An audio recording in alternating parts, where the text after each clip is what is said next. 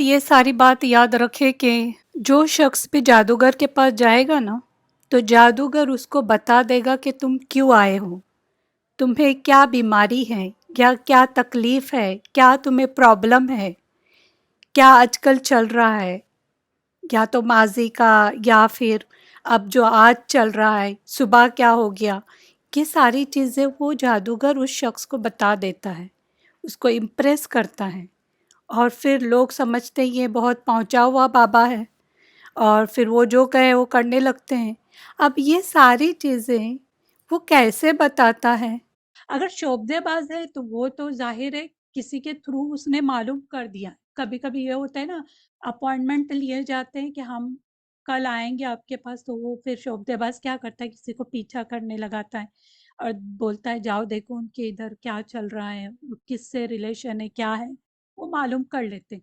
लेकिन जो जादूगर होता है वो कैसे मालूम करता है कि इसके माजी में क्या हुआ था, इसके बचपन में क्या हुआ था। ये सारी मालूमात वो करीन से लेते हैं। अब ये करीन क्या है?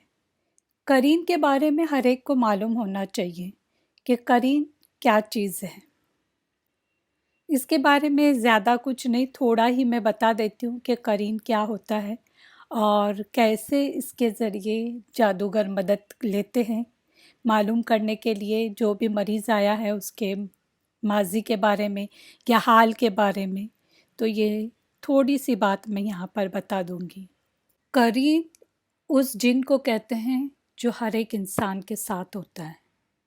जब कोई भी पैदा होता है तब उस वक्त उसके साथ एक जिन भी पैदा हो जाता है, वो उसके साथ ही रहता है। हर इंसान का एक करीन होता है, यानी एक जिन होता है उसके साथ। ये जो करीन होता है वो बुराई करने कहता है। जो भी हमारे दिमाग में बुराइयां आती है ना, कुछ करने, गिबत करने, चोरी करने, झूठ बोलने, ये सारी चीजें करीन हमें दिमाग में डाल देता है हमारे। तो ये जो करीन होता है वो तो जब से हम पैदा हुए तो हमारे साथ वो भी पैदा हो गया, और ये मरने तक रहता है। मरने तक उकसाते रहता है शिर्क करने पर। इसका यही काम होता है कि किसी न किसी तरह शिर्क करे और ये मेरे बातों में आ जाए। ऐसे सिचुएशन में डाल देता है कि तुम मुझे एक सजदा करो, देखो मैं तुम्हारी मदद करता हूँ। और वो जो बंदा होता है मरने के करीब होता है, वो तो इतने प्रॉब्लम में रहता है कि वो किसी की भी बात सुनने तैयार हो जाता है। इसीलिए एक दुआ है, ग्रुप में शेयर भी की गई है, वो ज़रूर पढ़ा करें।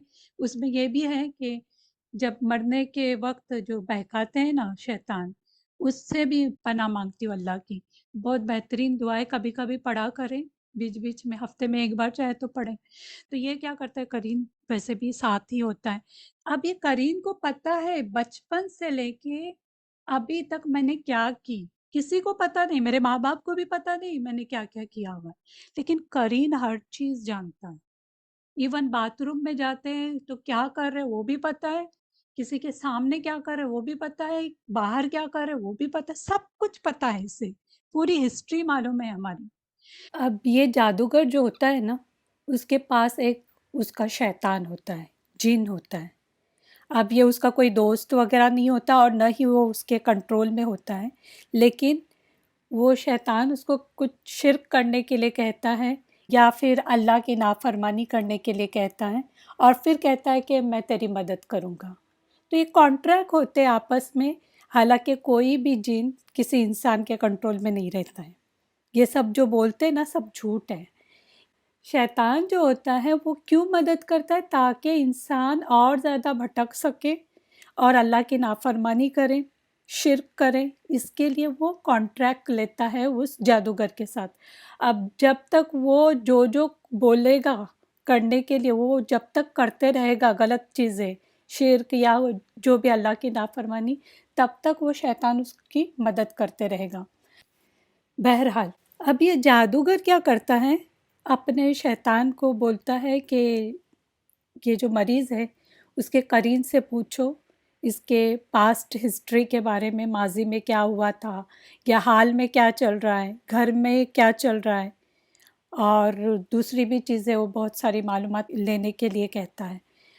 اور پھر یہ جو اس کا شیطان ہوتا ہے وہ قرین سے وہ ساری معلومات لیتا ہے اور جادوگر کو بتاتا ہے کہ اس نے یہ چیزیں بتایا، اس کے ماضی میں ایسا ہوا تھا، اچھا یا برا جو بھی ہے وہ بتا دیتا ہے۔